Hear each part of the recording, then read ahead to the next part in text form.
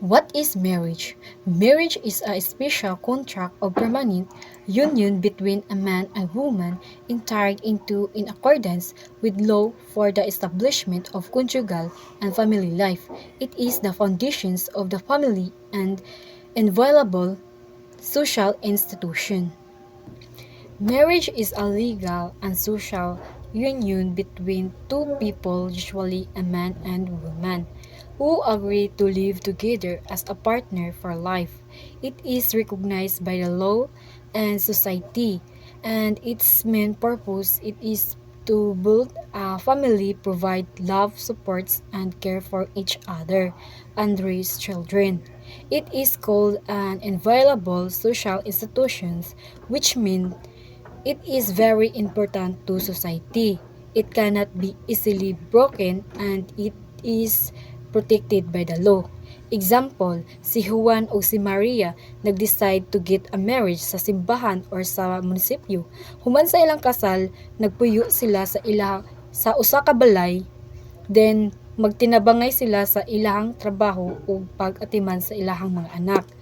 Ang ilang kaminyuan is giila sa balaod, mao nga pareho silang adunay katungod og responsibilidad isip bana ug asawa.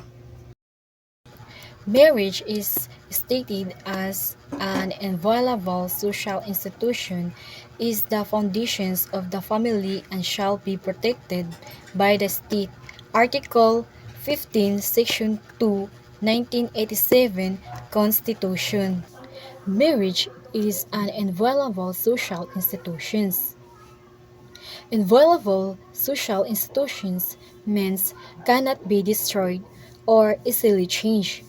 It means marriage is considered very important in society and the law respect and preserve it.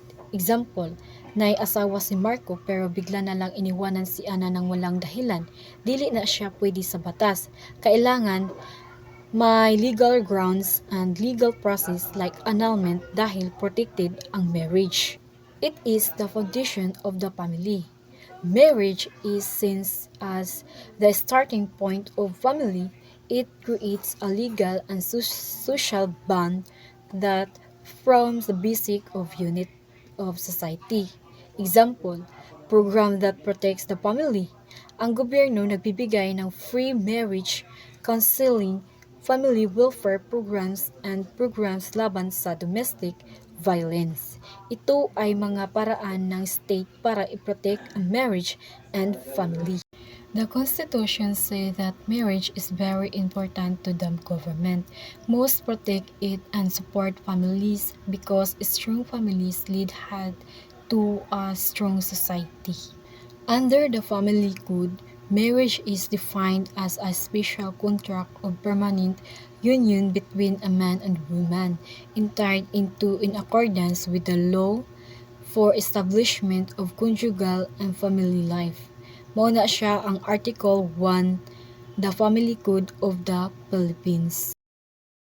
A various personal law also present a picture of inequality and its provisions apart from the marital law. Various personal law present a pictures of inequality apart from marital law. Means that some law in the Philippines treat men and women differently, giving harsher rules or punishment for one gender compared to the other. The crime of adultery, Article 333 of Revised Penal Code. Adultery, Article 333, harsher for women. Under this law, only a married woman can be changed with adultery, and the man they sleep with is also guilty. A married man cannot be changed with adultery. For example, si Maria marriage, nakipag-sex sa ibang lalaki, adultery agad. Pero pag si Juan marriage, nakipag-sex sa ibang babae, hindi adultery. Under this article. Inequality, mas madaling makasuhan ang babae kaysa sa lalaki. The crime of concubinage, Article 334 of the Revised Penal Code. Concubinage under Article 334 of the Philippines Revised Penal Code is the offense of a marriage husband who commits one of three acts. Number 1. Keep a mistress in conjugal dwelling. Number 2. Has sexual intercourse under scandalous circumstance with a woman who is not his wife. Number 3. Cohabit with her in any other place.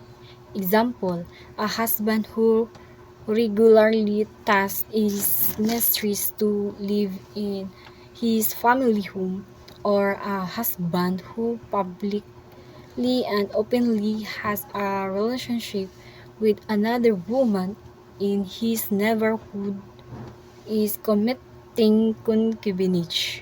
Vagrants and prostitutes pertains only to women, Article 202 of the Revised Penal Code. Vagrants and prostitute, Article 202, target women only. Young lumang versions ng Article 202 na sinasabi babae lang ang pwedeng maging prostitute, hindi kasama ang lalaki. Example, ang babae nag-alok ng sexual service, pwede hulihin as a prostitute. Pag ang lalaki, prostitute, hindi kasali sa batas noon. Inequality, ang babae lang ang tinatarget ng batas. Gender equality issue in night work prohibitions, Article 130 of the Labor Code. Before Article 130 of the Labor Code prohibited women from working at night in certain industries like factories. The reason given why protections of women, but in reality, it created gender inequality. Why is it a gender equality issue?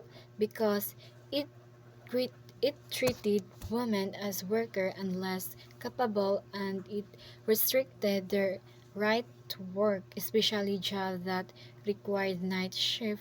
Men were allowed to work and night, but women were not. This is unequal treatment. A disputable presumption is something the law assumes to be true unless proven otherwise. Section 3G includes example presumptions like a person innocent until proven guilty. A child born during marriage is presumed the child of the husband. A mailed letter is presumed to have been received. These are not absolute. A person can show evidence to dispute or contradict the presumption. Example, if a letter was mailed to you, the court presumes you received it. But if you show proof like CCTV showing no delivery, you can dispute the perception. REA 353 is the anti-rape law of 1997. Before REA 353, a rapist could avoid criminal liability if he married the victim. Once he married her, the case would be extinguished. This was unfair and abusive. REA 8353 abolished that old rule. Now marriage does not absolve or erase rape. A rapist cannot escape punishment by marrying the victim. Why is this important for gender equality? Because under the old law, the burden was placed on the woman. It also treated rape as a crime against chastity, not against the dignity of a person. Article 14 means that if a person is 18 to 21 years old, they cannot get married on their own. They must first get written consent from their parents or guardians. This consent must be shown to the local civil registrar before a marriage license can be used. The law also gives an order of who should give the consent: father, mother. If the father is absent, rejected or refuses, surviving parents, guardians, person who has legal charge or custody of the child. These requirements is added to all others normal marriage requirements because the law consider people age 18 to 21 as adults but still in need of parental guidance in big decisions like marriage. Example, Anna is 19 years old and wants to get a marriage. She cannot get a marriage license unless the she brings her father written consent.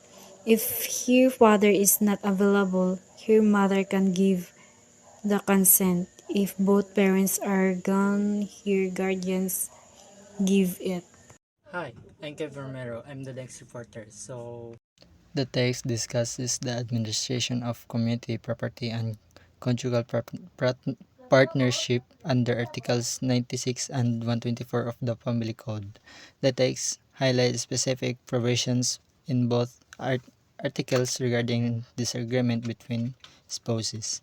In case of disagreement, the husband's decision prevails, but the wife has recourse to the court of remedy. Under the Articles 96, the wife's court actions must be filed within 5 years from contract implementing the decisions. Article 24 also grants the wife courses to court for a proper remedy. Next, the text, text outlines the provision of Article 211 and 225 of the Family Code regarding parental authority and legal guardianship over common children. So the Article 211, parents jointly exercise parental authority over their children. So the Article 225, article jointly exercise legal guardianship other over their children's property without court appointment.